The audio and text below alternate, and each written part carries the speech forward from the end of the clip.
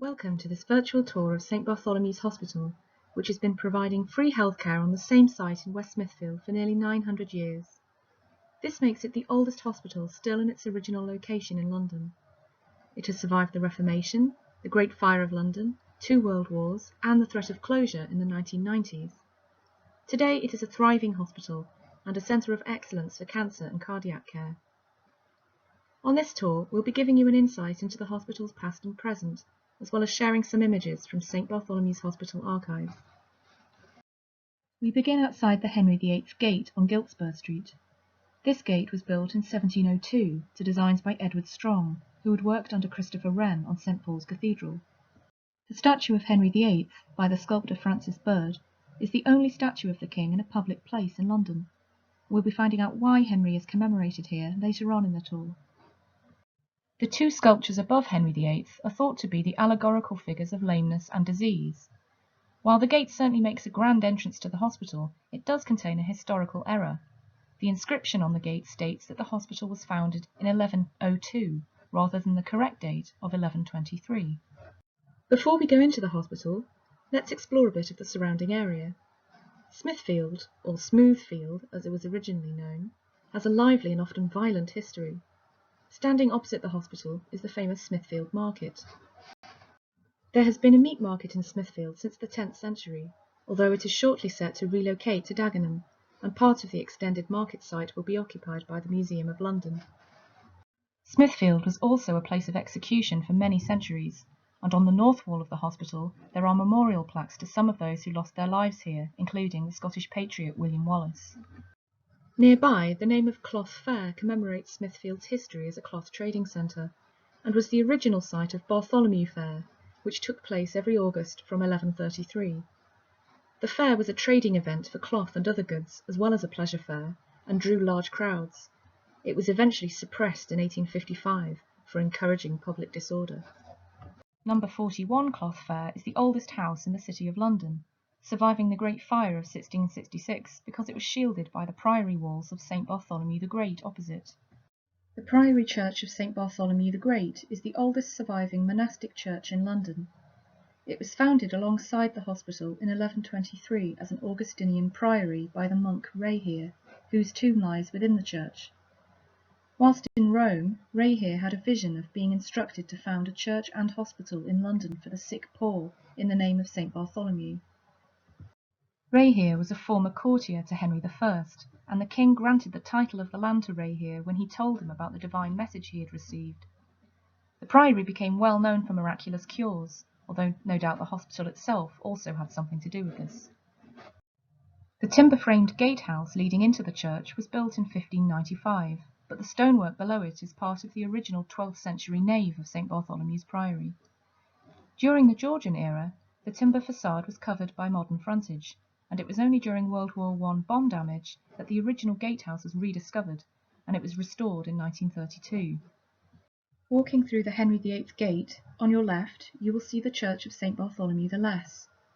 Originally called the Chapel of the Holy Cross, this was founded also in 1123 and is the only survivor of 5 priory chapels originally within the hospital precincts.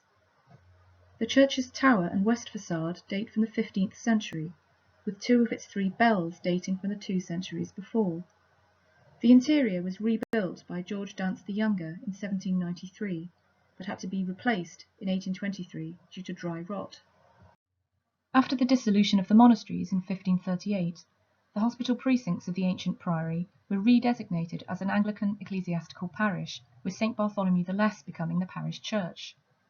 This makes St Bartholomew's Hospital unique among English hospitals as being a parish in its own right. Barts the Less now serves as a chapel of ease in the parish of Great St Bartholomew. The architect Inigo Jones was baptised here in 1573, and inside the church is a monument to Anne Ball, the wife of Thomas Bodley, founder of the Bodleian Library in Oxford. The windows in the church were designed by Hugh Easton, following the loss of the earlier windows during the Second World War. Easton was an eminent stained glass maker who also designed the Battle of Britain Memorial window in Westminster Abbey. The east window in Barts the Less depicts Reihere and St Bartholomew. Reihere's jester's trousers refer to his previous life as a courtier before he joined the church. The south window was designed as a memorial to the Barts nurses who lost their lives during the Second World War. Past the chapel and below the gatehouse is St. Bartholomew's Hospital Museum, which tells the story of the hospital through archives, objects and works of art. The museum is situated inside the Grade 1 listed North Wing, which was built in the 1730s to house the administrative and management functions of the hospital. Among the many items on display are a facsimile of the archive's oldest document from 1137, historical medical equipment and items of hospital furnishings, including a collection of 16th century silverware. Barts Hospital was of course also the place where Sherlock Holmes and Dr. Watson had their first meeting, and inside the museum you'll find a plaque commemorating this famous fictional event. At the back of the museum you can see the magnificent Hogarth Staircase, the grand entrance to the north wing. The artist William Hogarth had close connections with the hospital. He was born in nearby Bartholomew's Close and was baptised in Barts the Great. When the north wing was being built and decorated in the 1730s, the governors who ran the hospital were considering inviting a Venetian artist to paint the staircase.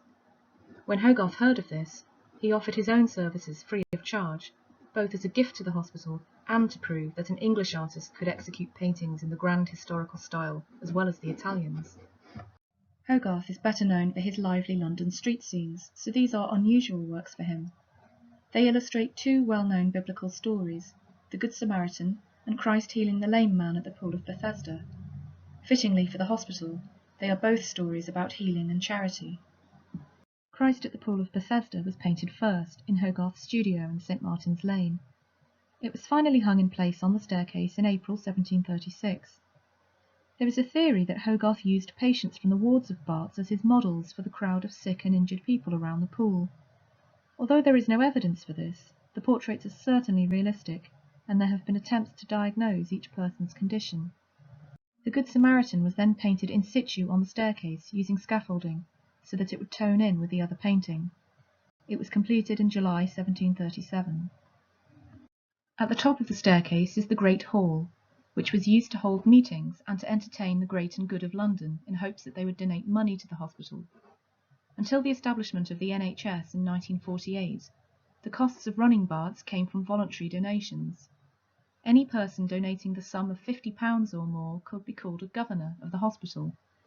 The walls of the Great Hall are hung with boards inscribed with the names of the benefactors that supported the hospital from 1546 until 1906, when space ran out.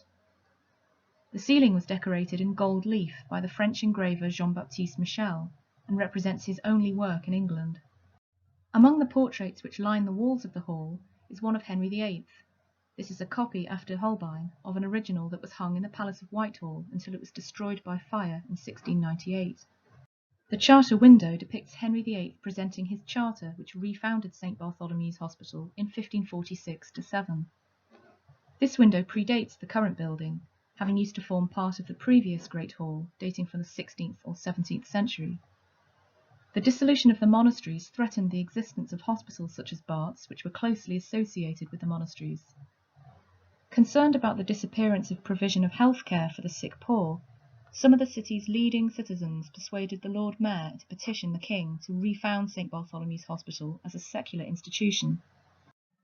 Henry agreed, and 6 years later Barts was granted to the City of London and re-endowed with properties and income. From then on, the hospital was administered by a court of governors and their paid officials. Following the establishment of the NHS, the funding of Barts, like other hospitals, became the responsibility of the government. The Great Hall is now used for functions and events, as well as examinations for medical students. It is not open to the public, except for special events such as open days. As the hospital approaches its 900th anniversary, the charity Barts Heritage is currently planning and raising funds for the restoration of the Great Hall and the North Wing as a whole. Coming out of the North Wing, we enter the square surrounded by the four wings of the hospital. In the 1730s, Barts embarked on an extensive rebuilding programme. All the medieval buildings were demolished, and the architect James Gibbs, who as a governor of the hospital donated his time for free, designed 4 new wings around a central courtyard. 3 of the original 4 wings survive. The north wing was the first to be built, while the south, east and west wings, containing patient wards, were completed between 1740 and 1769. The centrepiece of the square is the fountain, which was erected in 1859 and designed by the architect Philip Hardwick, who was the hospital's surveyor. Prior to this, the site was occupied by a well, built in 1809 with pumping apparatus to supply additional water to the wards. The shelters, which you can see on either side, were built in 1895. The fountain became an appointed meeting place for staff and students, and in 1919 a private dining club was established called the Fountain Club, which still meets today. Today the courtyard is a busy but still restful place for both staff and patients to spend time. Turning to our right, we come to Bart's Pathology Museum, which houses over 5,000 medical specimens on display over 3 mezzanine galleries. Designed by the architect Edward Lanson, the museum was completed in 1878 and was opened the following year by the Prince of Wales, later Edward VII. It was awarded Grade II listed status in 1972. The museum was used to teach students at St Bartholomew's Hospital Medical College, which was established in 1843. Now, the museum is managed by the Medical College's successor, Queen Mary University of London, and is still used for teaching and examinations. It is not usually open to the public except for open days and special events. In 1935, the old south wing of the hospital was demolished and replaced by the George V block. It was designed by W.T.A. Lodge and opened by Queen Mary in 1937. The interior of the block was redesigned by the architects HOK in 2016 and is now home to the state-of-the-art Barts Heart Centre and Barts Cancer Centre. The central atrium fills the building with light, while trees, artwork and large seating areas are designed to promote relaxation for patients and visitors. Facing the George V block across the courtyard is Maggie Centre, part of a network of drop-in centres across the UK and Hong Kong, which provide support and advice to cancer patients and their families. This semi-translucent building was designed by Stephen Hall Architects and opened in 2017. The building's outer layer of matte white glass with coloured glass fragments is intended to recall medieval music notation. This building, and the Nuffield Health Hospital, currently under construction within the hospital grounds, is proof that after nearly 900 years, Bart continues to evolve, being both ancient and ultra-modern. We hope you have enjoyed this virtual tour of St Bartholomew's Hospital.